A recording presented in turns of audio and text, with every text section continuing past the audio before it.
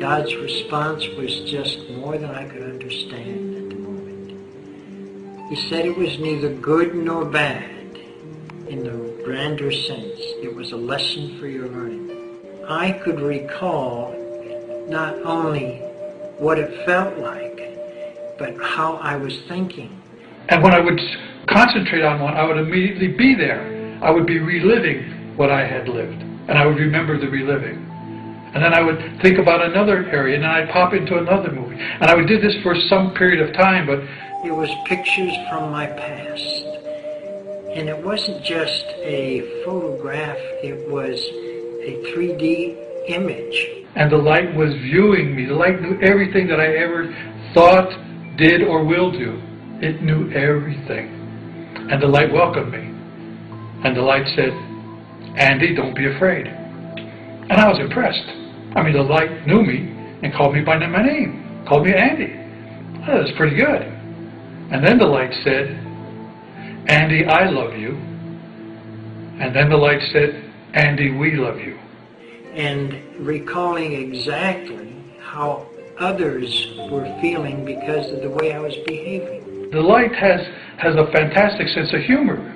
We would view some of the really silly things that I did in my lifetime, and we'd be laughing at how serious I took them. Because life down here is an illusion. It's a game. Don't take it so serious. That total acceptance, that total... I wouldn't have to change anything about me or be anything else because I was loved for exactly who I was. God waved to me with his right hand, and with his left hand was patting his left knee, saying, come on. I kind of melted in its lap and merged with it. The next thing I knew, I was standing in the middle of a circle of these 12-foot beings of light. This being was also contained perfect knowledge, how everything works, perfect justice, and compassion. They were pretty intimidating, but not really, because they felt more like family than the people I had seen.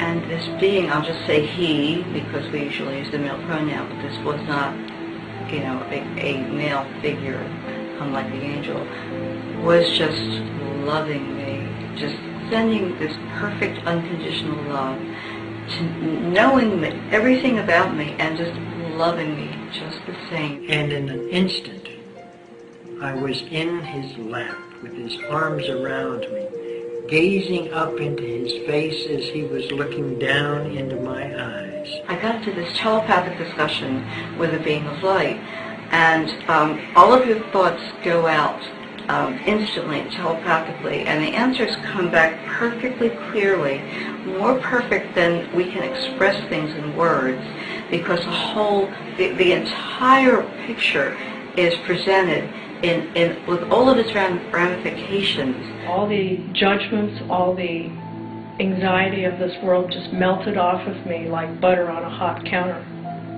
And as the light said to me, Andy, we love you, in back of the light were billions and billions and billions of other lights. And all of them knew me. And they all said in a giant chorus, welcome home, Andy.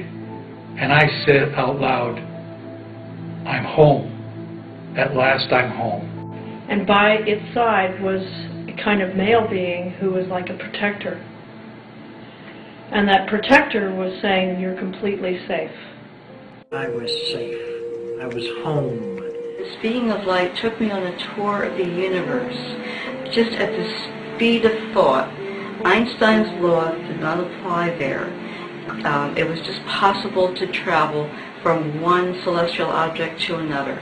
Stars coming into being, stars dying out, all of the beautiful objects, galaxies, comets, planets, all of these things, I just saw them as just beautiful, radiant, alive, and so magnificent.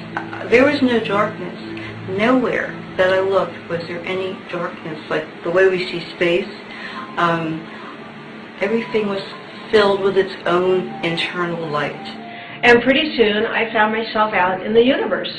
It was full of stars and galaxies, and it was just the most glorious, gorgeous thing that you can possibly imagine.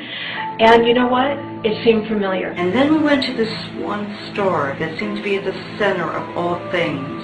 And we went into the center of this star where there was fire all around. But of course I wasn't afraid because I was completely loved and protected. And I wasn't in a body. I was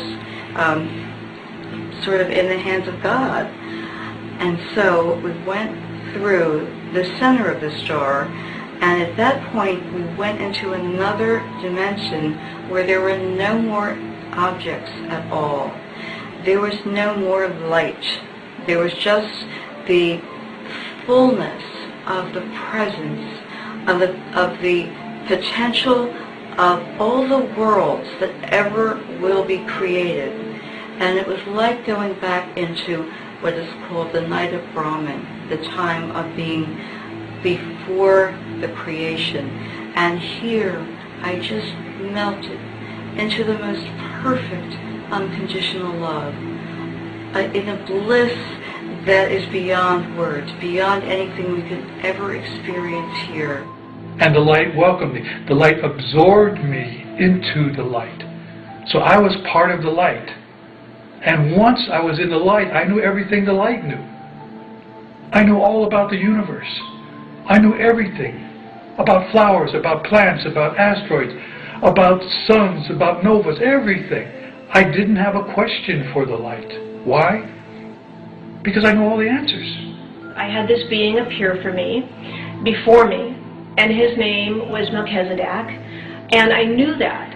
And when you're in this heavenly space, you know things by thought processes. You know what each other is thinking, and it was simple and natural and wonderful. And he was beautiful. He had big blue eyes. He had a beard, a gray beard.